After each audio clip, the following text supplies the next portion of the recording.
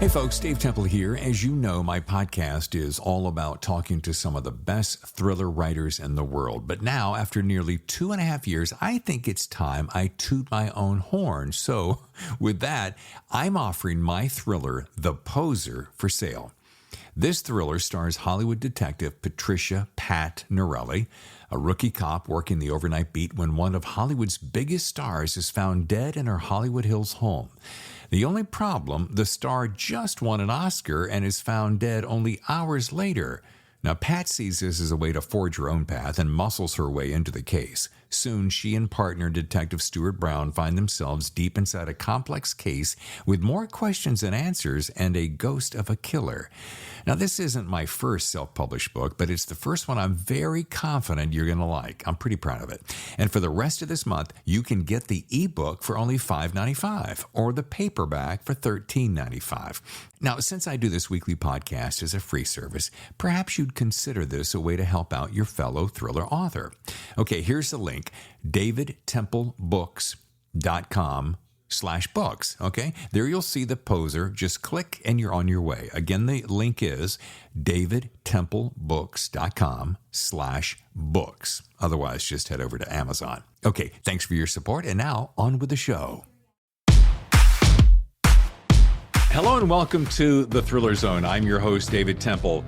This summer has been literally chock full of fabulous and entertaining authors. And while I've always kind of been a one-show-a-week guy, for July and August, I've become a two-show-a-week guy. Now, I did that because people have more time on their hands. It's summertime vacationing. Maybe people need some more entertainment, and I'm here to please you in any way I can. But this week, a trifecta. 3 guests this week.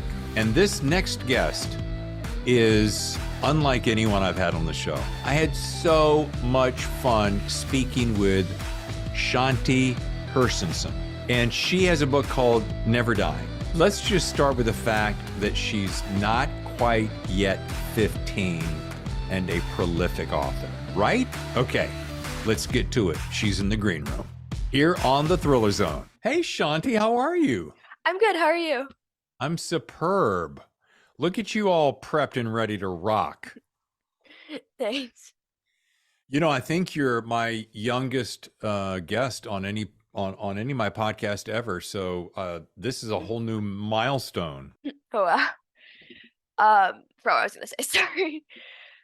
I am very tired. Why are you tired? Did you I start party school tomorrow. Oh, is it tomorrow? Yeah. And what grade is it? 9th grade. What's that make you?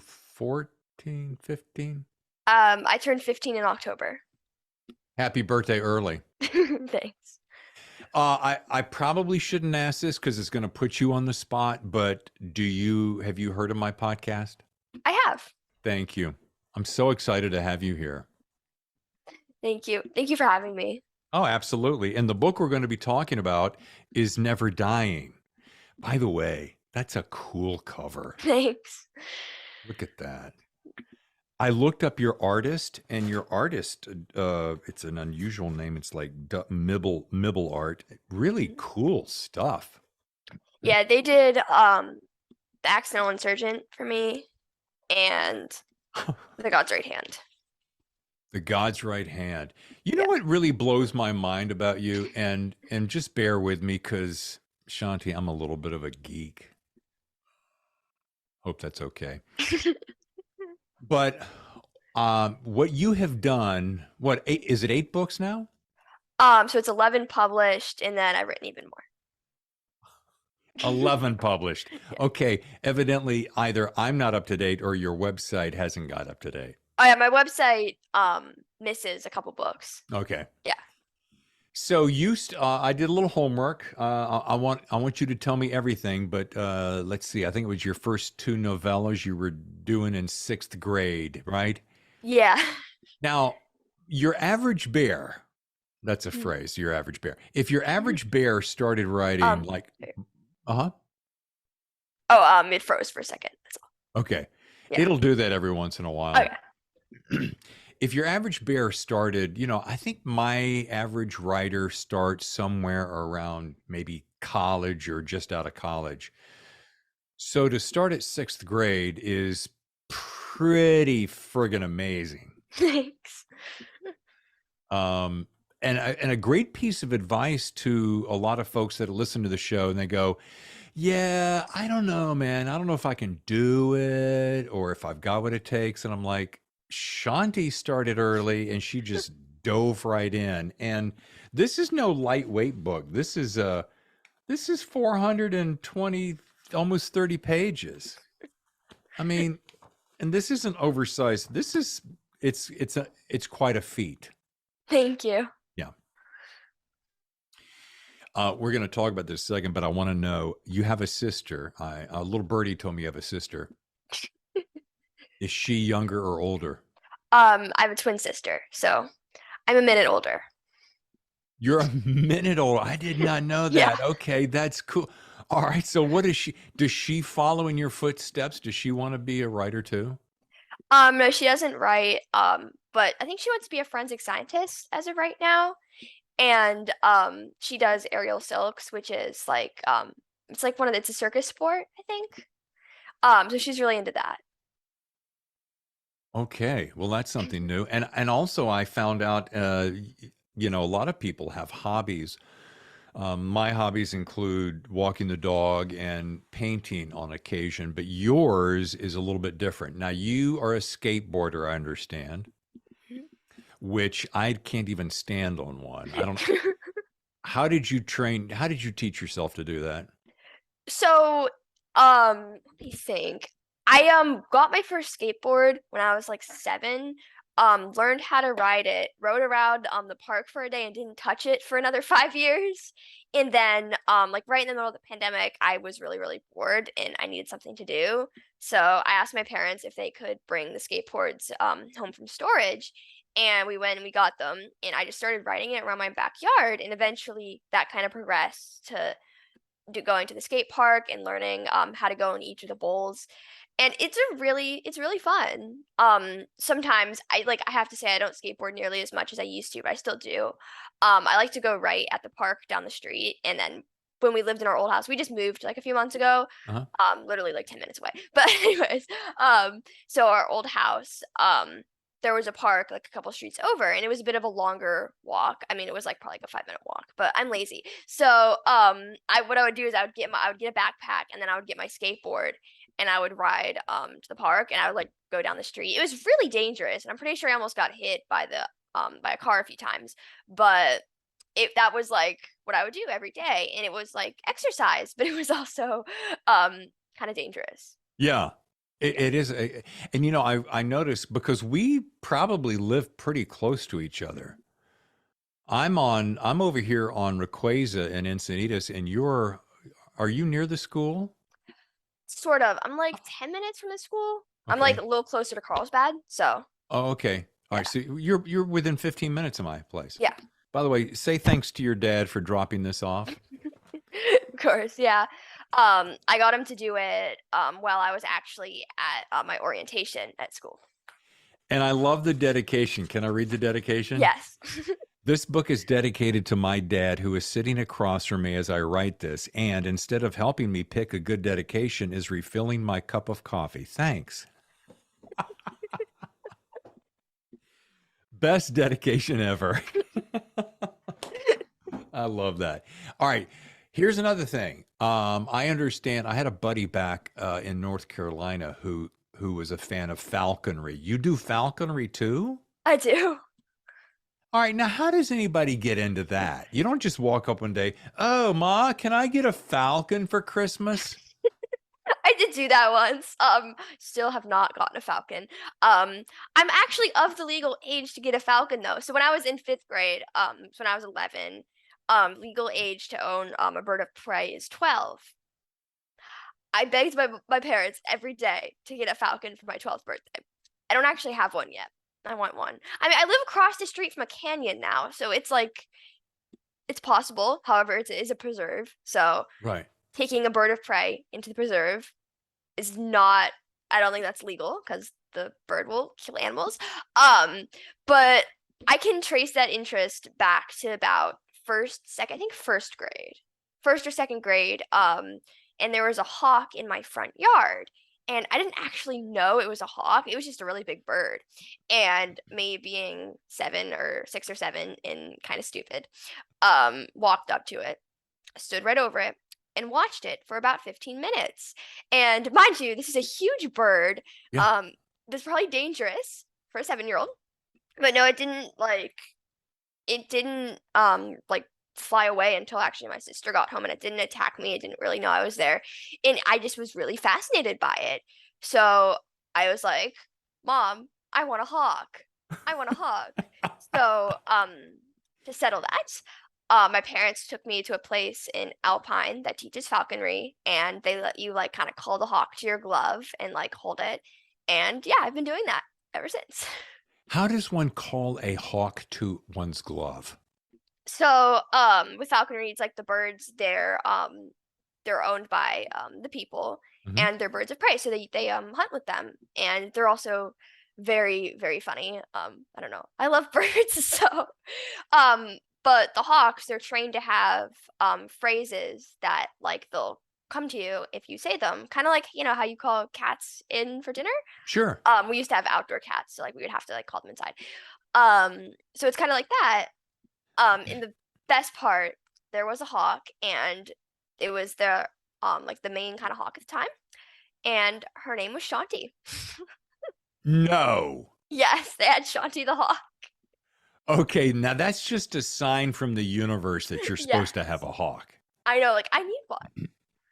So yeah, it was so funny because they were just looking on the website, and they were like, and the website was like, and Shanti the hawk. My parents were like, no way. Yeah, I mean, Shanti in and of itself is a somewhat unusual name. You don't hear that every day. So it's for somebody to pick that name for a hawk. So when you get a hawk soon enough, will you name it your name? Probably not. I had Okay. a bunch of name ideas back in 5th grade. A lot of them were based on book characters. Uh-huh. So currently now I'm not sure what I'm gonna name my hawk, but It, again, probably after one of my book characters. yeah. Yeah. So I know that you write sci-fi and you have dabbled in fantasy and historical fiction, but sci-fi really is kind of your favorite thing. Yeah, Do you like it because you get to kind of make up whatever you want? Is that kind of the biggest draw? definitely. Because I mean, so I can have this world that's very much based on our own, and I can make up the craziest stuff.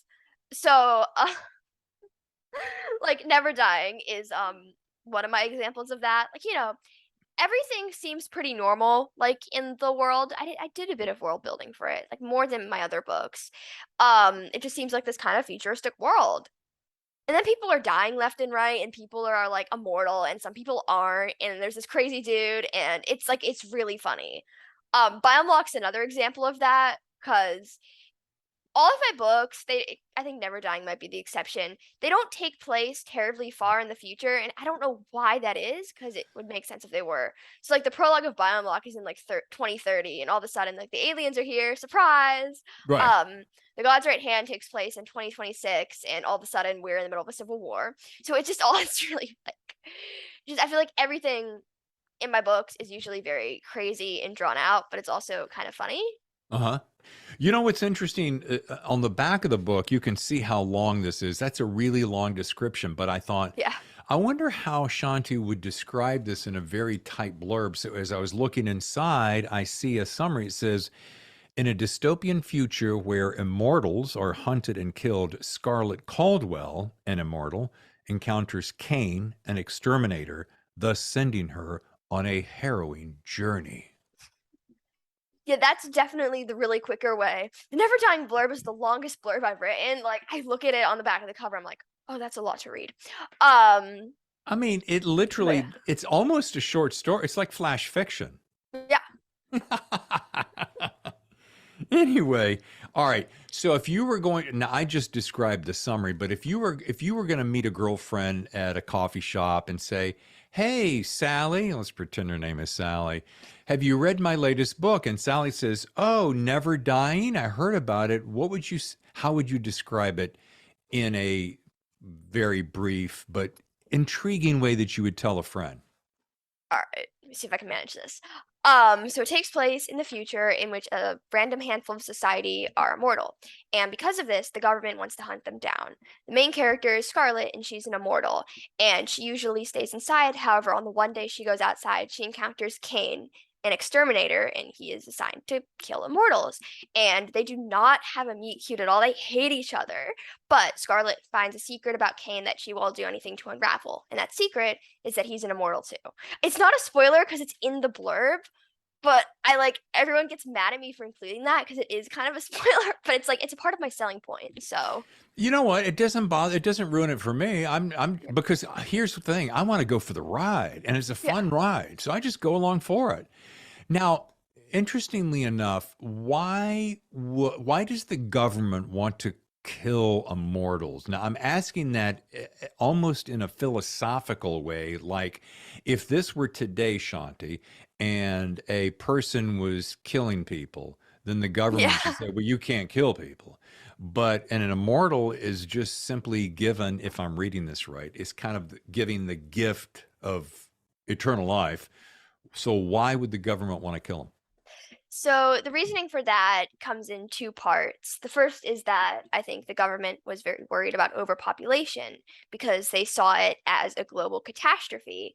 If like say even two people were mortal, there's a chance that their kids or grandchildren would also be immortal. And if that's the case, then we will overpopulate really, really quickly. The other part was a bit of jealousy from the same people who want to like eliminate it due to overpopulation because it's like, well, if they're immortal, that's not fair. Why can't I be? So in the same way, it's almost hypocritical, but it's also like, the main thing is overpopulation, but really at the same time, there's so much jealousy that had to go into it because these people are like, well, that's not fair. I can't get the mutation. My kids could maybe, but I can't. That's no fair. Why is that a thing?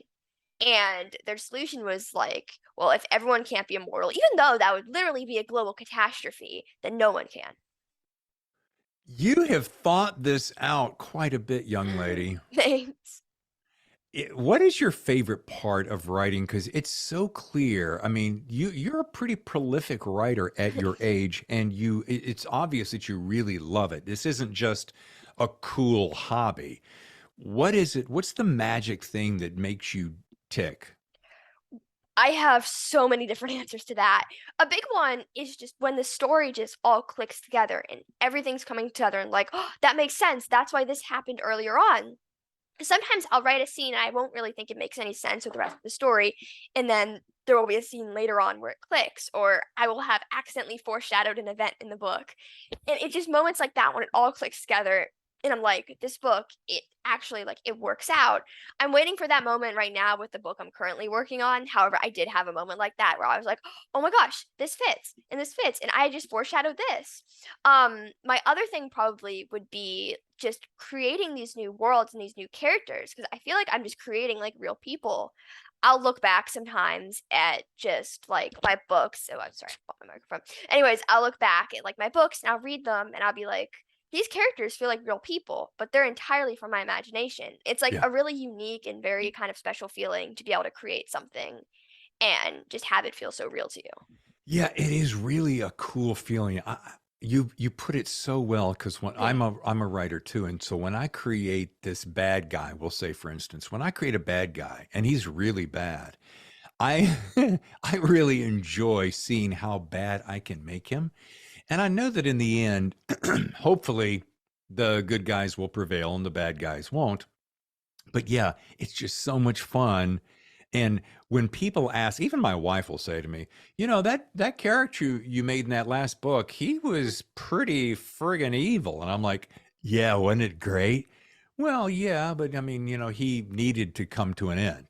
So for people who don't do what we do, they're really missing out, aren't they, Shanti? Oh yeah, I have with my villains, I love seeing how horrible I can make them, and I love trying to bring them back to like a redeemable point, and sometimes not. Um, I've officially created the scariest villain in any of my books in a book that I just finished. This is just my proof copies. This is like final cover or anything. It's called The Bane of Angel Fall Academy. The And what? The Bane of Angel Fall Academy. Okay. There is so much going on in that book that I'm trying to reread it just to kind of do some second draft markup on it. There is so much going on.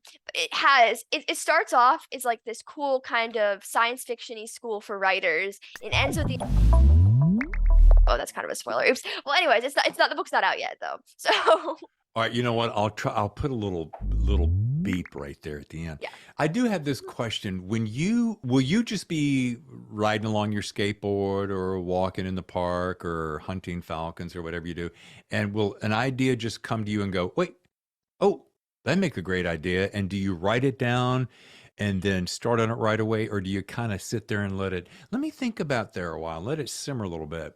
Usually what I do whenever I have an idea is like I feel like I'll be like, "Oh, that's a good idea," and some images of what I think could happen and some scenes I think could happen. Some just sometimes flash in my head right after. I usually don't write down those scenes. I only write down like a couple lines of the initial idea in my notes app, and I just let it sit. Um, if I think of it again, or it comes up again, or I look at it and I'm like, wait, this is like a really good idea. What if this happens? And I start to have these really concrete ideas. I'll try to write them down until I have a few paragraphs about the idea. Then I'll let it sit for even more. Once I finish a book, if I'm struggling to kind of figure out what to write next, I will usually kind of think about those ideas. I have so many ideas at this point that usually before I'm done writing the book, I'll know what I'm going to write next. So like right now, I'm currently writing this book about aliens. It's very fun. And next, I already know that I'm likely going to write the third Never Dying book. So here's a question. Let's break down your process. Do you sit down and start the book and just write it all the way through and then go back and do a second draft? Or do you write a chapter or a few chapters on a given day and then maybe the next day go back and go, let me reread that and tweak it a little bit before I go forward? How do you do it? I'm definitely the kind of person who writes the entire book and then goes and edits. It's very often that what I do is I will finish the book and I will let it sit and I'll go start a new book and try to clear my mind. And then once I'm done with that book, I'll go back and edit the other book. And often I do that simultaneously with writing another book. I think that process is also the reason why I've written so many books because I'm spending like I don't kind of like as while I'm editing, I'm always writing a new book just because I feel like if I'm not and if I'm literally just spending all day proofreading a book, then I'm gonna just not exactly lose my skills. Just it's like kind of practice, just be actually writing new things every single day. So like currently right now, I'm writing a new book and I'm editing Never Taken, which is the second Never Dying book. I also was briefly just reading through the Bane of Angel Fall Academy on paper and writing down just some little changes because I know that book is going to be a much larger editing process because of all the things that need to happen and all the things that have to tie together. So I'm actually just doing that on paper first and then going back and kind of editing it later on my computer. Also because I can sort of read it as if I were the reader and have these reactions and kind of see like, does everything really make sense? Also, like I haven't touched it in a few months, so I'm hoping I'll have forgotten some of the major plot points because I usually do. I'm working on so many books that I'll be able to sort of have like a really raw reaction to the book. You have a fantastic work ethic. How many books would you say on average do you write a year? Oh, a year. Half a year? I mean, In a month? year, like so I think 2021, it might have been around 10. So I did the math for no, it was over 10. That's weird. So, in July of 2022, 2021, I'd finished my seventh book. And I So, think so I think it's 10 books per year around. wow, Yeah. it's like a book a month. Oh yeah. Over the summer, it's very often a book a month. I did one in 3 weeks. The last book I finished was in 3 weeks. Unfortunately, this one's taking a little longer. I went from doing 3,000 to 4,000 words a day to then doing 2,000, and now I'm just doing 1,000 words a day to get back into my school schedule. So like during the school year, it's 1,000 words a day. Over the summer, it's around like 3,000, 2,000, 4,000, like anything like that. I am so undeniably impressed with your talent. Thank you. I mean, seriously, I'm not blowing smoke. I mean, you are the quintessential example of somebody who says, "I have a dream, I've got a passion, I'm just going to do it." You probably don't even you probably don't even have friends who go, "Yeah, Shanti, I read so and so, I didn't care for it." You probably don't even care, do you? Because it's just No, an opinion. yeah. I don't usually like, I don't know. Not a lot of my friends read my books, so Well, somebody's reading them because they're selling, right? yeah. Yeah. It's usually a lot of people on the internet, and then some of those people will like write to me and be like, "I loved your book," or they'll leave a review, and yeah, it's really good to know that like people are actually like, reading them and enjoying them. Oh, yeah. Yeah. How do you get people to review your book? Do they just automatically do it or do you ask them to?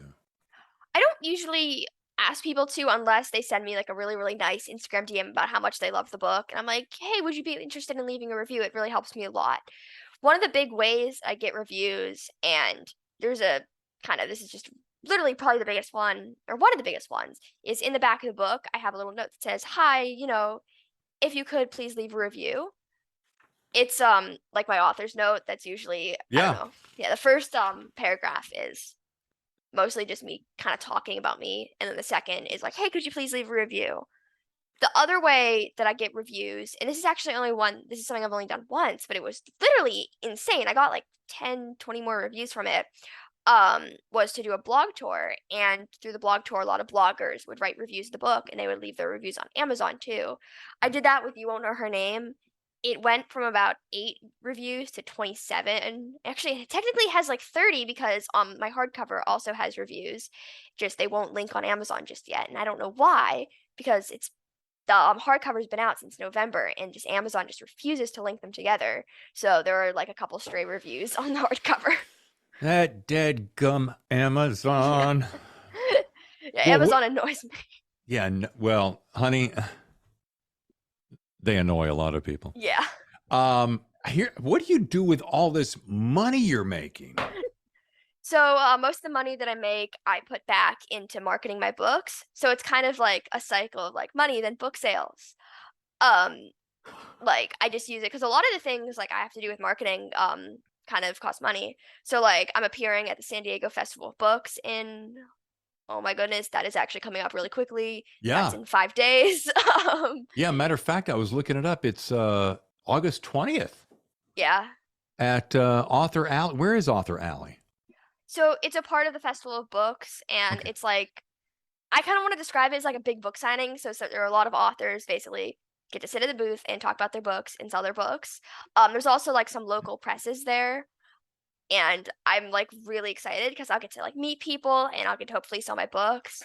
Um, I gotta say I'm a little worried. I ordered like just copies of more of my books so that I could sell them. I already have 30 copies of Never Dying, so like Never Dying's good. But I just wanted like a couple, because Never Dying's still the main book, but I wanted a couple of my other books just to have in case anyone wanted them. So You Won't Know Her Name and Buy and Lock, those are arriving, I think, today. The God's Right Hand and The Accidental Insurgent are being difficult and aren't going to arrive until after the festival. So I don't know what to do about that. Well, you'll know better next time. By the way, Yeah. if I can't promise you, but I'm going to put this on my calendar and see if the wife and I can't come down there and say hi because that would be Okay. really awesome. Yeah, Yeah, that would be so cool. good I am for you. I'm so excited for it. Like, this is going to be the biggest event I think I've ever done. I Yeah. did a book signing um in June, but I think this is a bit bigger just because there's gonna be more people there. Oh, yeah. I know a lot of people in this town that would love to meet you, and I'm going to have to get on the email train and alert them to that fact. Thank you. Now, besides book signings, I notice also that you perform open mic at a place called, what is it, Needles and Thorns? Is that a coffee shop? So Needles and Thorns is the poem that I performed. Oh, I miswrote. I wrote it wrong. Sorry, I can't read my own handwriting. So, and where will that be performed? So I perform my poems just in a variety of open mic nights. I was at I cannot believe that was actually last year. This is just the one I always think of. I was at Queen Bee's, and I think it was like downtown San Diego, Uh-huh. and I performed two of my poems there. Actually, yeah, I think I debuted one there. Or not, no, I did it. And I also do virtual open mic nights. Last year, like when it was the middle of the pandemic, I did events like just I would read my poetry at open mic nights at Unlikely Story, which is a bookstore in Massachusetts. The most recent one I did was there was the Carlsbad Teen Talent Show, and I performed two of my poems. One of them was Needles and Thorns. One of them was another poem I'd written, and I actually got an honorable mention. That is so awesome. I bet you pull the crowds in. Yeah, You're it was so scary. The second poem I did, like I was so worried because it was the first time I'd ever performed it in public, and Yeah. so I had to like read it from my phone, and there was a point where I like stuttered. I still did pretty good, I think. I don't think nobody minds in a stutter or if you drop the mic or you get freaked out. Nobody cares. Let me give you a little piece of advice because I've been doing this my whole life. Nobody cares. They're here to support you, and they're going to listen. They're going to cheer you on. So my best piece of advice: just let all that stuff go and just pretend like it's me or some of your friends or your sister just sitting there going, "Hey, Shanti, show us your stuff. Let's go." Thank And you. I mean, it really is. I don't mean to minimize it, Mhm. but you're so dynamic and people are there. It's kind of like, have you ever gone to a comedy night where they do stand up? Think so, yeah. Okay. Yeah, some Well, of my you open know, mic nights. right. Well, you know how you go there and you're already in the mood to laugh, Yeah. right? You're like, hey, I can go to a concert and listen to music, or I can go to open mic night and hear these stand-up comics. Hey, I need a good laugh. And you go there with the idea that you're gonna laugh. So you want the person to make you laugh and you want it to succeed. It's gonna be the same with you. Yeah. Um, I also noticed that you've been on a lot of podcasts. Do you know how many, by the way? Over 50. The exact number, I don't know. I used to keep track, which reminds me, I have to update. I have a spreadsheet, which is how I keep track of all the podcasts and when they are, and I keep forgetting to mark a bunch as completed. So Well, you better not miss mine because I can tell you right now, little Miss Shanti, I'm going to promote the heck out of you. And thank you. yeah, you need to share me with your audience because I think people would like to see you on the podcast. Yeah.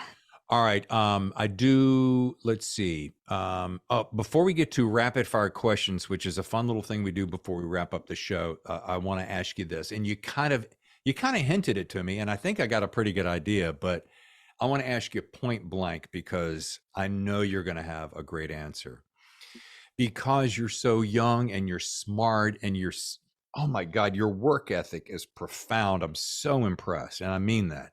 So if you were going to give a piece of advice, let's say it's to somebody who wanted to be a writer, or it's somebody who's thinking about, I think I can do what Shanti does. I'd like to try it. If you could, or maybe it's somebody who's been writing for a while.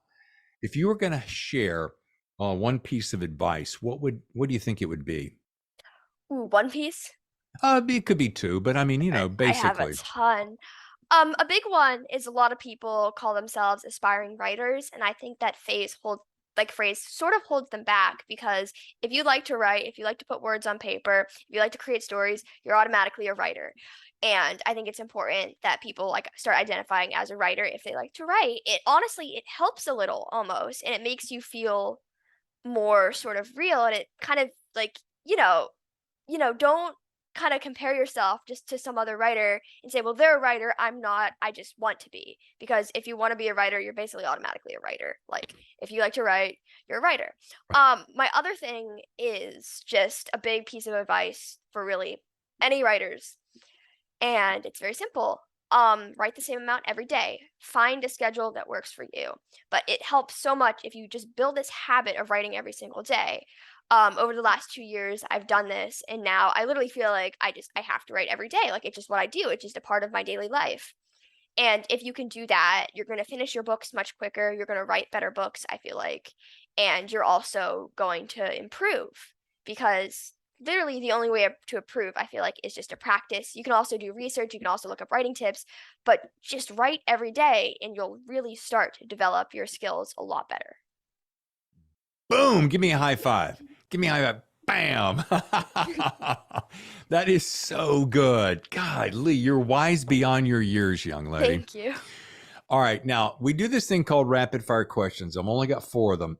And rapid fire just means you answer it. It's off the top of your head. So if you've heard the show, you've probably heard that little sounder. So question number 1 is, you and the family are taking off for a road trip. Now, you're in charge of the music. What band or genre will you be playing in the car? A lot of people get mad at me over this. My favorite band is Imagine Dragons, so I love them. me too. I saw them in concert in March, and I'm gonna see them again sometime in the fall. I did a show in Vegas for a dental supply company, crazy thing, and they were the headliners, and I'm standing this far away from them. They were so cool. Lucky. Oh my gosh. Anyway, okay. Not to try to top you there. All right, here's a good one. You're asked to speak at a local school. What's the best piece of advice or insights that you would tell kids as it pertains to following a career? So this is a little bit different than what we just talked about. But there's so many kids that are going, they're already thinking about their careers now. What would you say in all your wisdom would be your piece of advice about a career? First thing, don't let your age get in the way of what you want to do. Don't be like, well, I'm too young to learn about this. I'm too young to try this. Find some things that you at your age can appropriately do that can help you get your career, that can give you the experience. Maybe if you're in middle school or high school, an internship. Maybe if you're a little younger, do your research. Maybe you can watch a show about that career and maybe just pretend that you have that job. Make sure it's something you really want to do and just find ways to incorporate it kind of just in your life and to really understand if it's what you want to do. When I was younger, I really wanted to be like a computer programmer and a game designer. So when I was 7 years old, I was making games on Scratch, and then that developed into learning HTML and other programming languages. So there are a ton of things you can learn that can help you with that career and can also give you the experience, but also you can have fun at the same time. Wow, that's great advice. All right, here's one for you. You get to go on a late night talk show. All right, parents are going to go with you, and you get to talk about your book. Which book would it be, or rather, which talk show would it be, and which book would you like to talk about? I don't know many talk shows, so probably any talk show with a good host who's Yeah. not going to overly make fun of me. Um, but like really just like kind of any talk show. And for books, it's definitely a tie between Never Dying and You Won't Know Her Name. Probably because Never Dying's recent, I'd say Never Dying. It's also the funnest to talk about, and I can say the most about it. Yeah. But You Won't Know Her Name would be really interesting to discuss, I think. Uh-huh. But also, I do really prefer talking about Never Dying, so I'm have to say Never Dying. Okay. And here's kind of an associated one. You get to host your own talk show. Maybe it's a TV show, maybe it's a podcast, maybe it's a radio show. It doesn't matter. And you get to interview anyone. They can be someone who's already passed or somebody that's living right today. Who would that be? Anybody, and why? See, I would say Imagine Dragons, but also so anyone. Maybe Mary Shelley, who wrote Frankenstein. I think she's really interesting. And I mean, again, like no one knew she wrote Frankenstein until I think it was like 100 years after she died, but it would just be really interesting to know kind of how someone who's technically around the same age as me, she was 19, I'm almost 15. Yeah. And to see how someone like around my age, like a teenager, would have written a book back in the day and to kind of learn like her secrets. Because Frankenstein is, I believe, a very kind of monumental piece of science fiction. Yeah. It's very historical.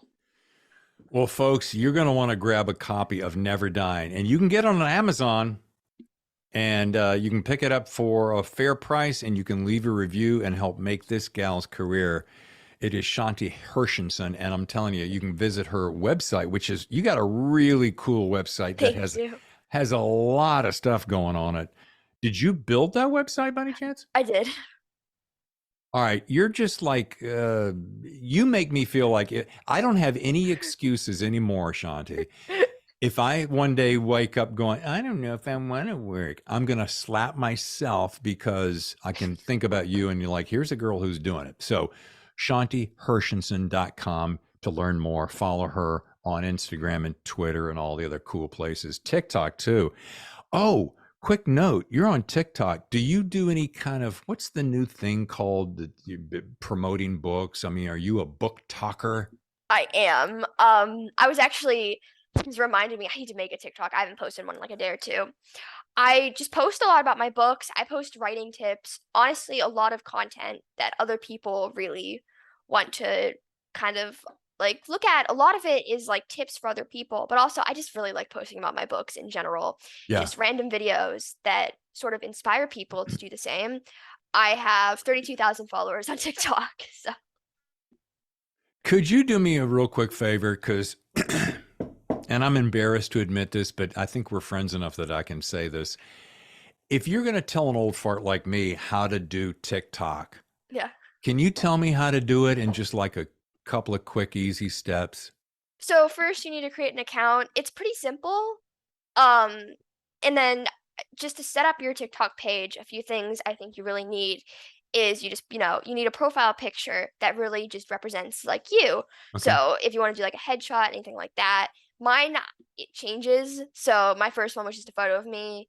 My next one, I believe, like I've had a very limited amount of profile pictures. So like my second one was just a photo of me when I was like not 6, I was like 4, just because it's adorable. And now it's just my most recent author photo. You want to then put a bio and is in as few letters as possible and as few words as possible. Really just describe who you are.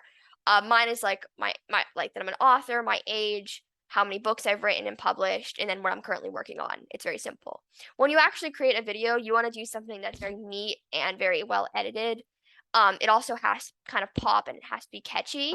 So when you're making a TikTok about your books or like whatnot, I like doing like some like kind of poppy kind of text that's really going to kind of explain what's going on, and then have it like on the beat drop of the song, because you need to pick a song and you want to pick also a song that really fits with your book and fits with what you're trying to do.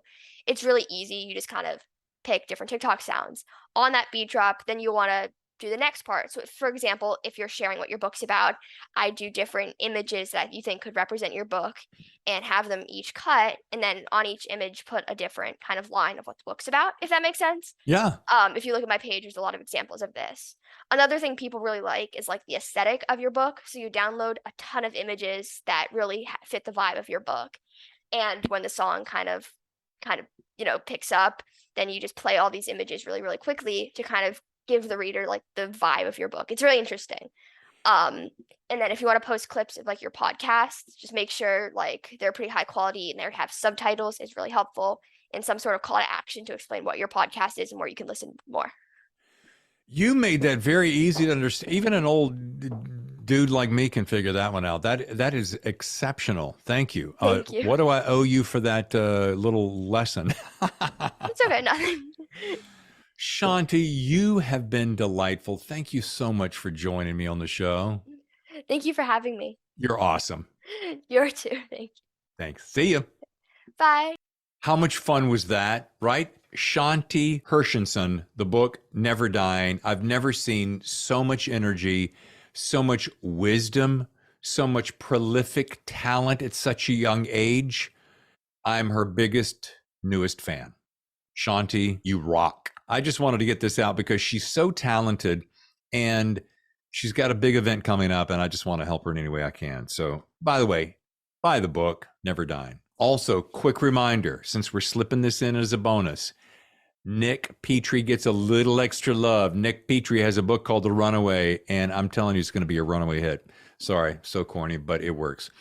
Lisa Gardner calls it explosive and engaging. Look, she does it right there, right?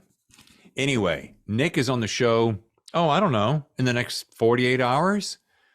Great interview, superb talent, and a whole lot more. All right, before I go, just a quick mention. We have a YouTube channel. You can actually watch this stuff. YouTube.com/thethrillerzone. Make sure you subscribe, please. It helps. And of course, you can visit our website, thethrillerzone.com. Follow us anywhere you enjoy your podcast. We are there. All right, I got to get out of here. I want to try to squeeze in some fun for my summertime too, you know. I live a mile from the beach, and you think I'd get out there and enjoy it. I think I'll do that. So I'm your host, David Temple. Until next time, I'll see you then for another exciting edition of The Thriller Zone. Hi, my name is Shanti Hershenson. My book is Never Dying, and I'm hanging out with David Temple on The Thriller Zone.